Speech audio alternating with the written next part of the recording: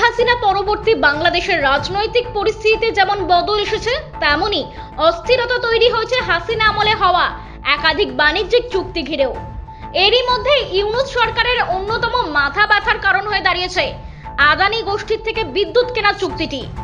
আদানিদের তরফ থেকে ইউনূস সরকারকে বকেয়া দেনা শোধ করতে যেমন চাপ দেওয়া হয়েছে, অপরদিকে বাংলাদেশের তরফে বিদ্যুৎ শুল্কে ছাড় দেওয়ার যে দাবি জানানো হয়েছিল, সেটিও গত সপ্তাহে খারিজ করে দিয়েছে আদানি গোষ্ঠী।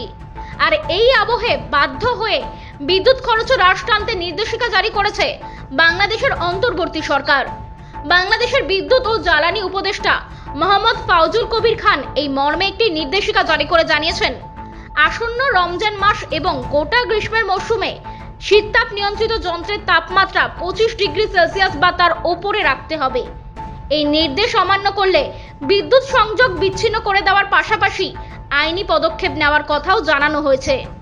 মোহাম্মদ ফাউজুলের দাবি, বাতানুকূল যন্ত্র ব্যবহারে এই নিয়ন্ত্রণ আনার ফলে 2 থেকে 3,000 মেগাওয়াট বিদ্যুৎ সাশ্রয় করা সম্ভব হবে।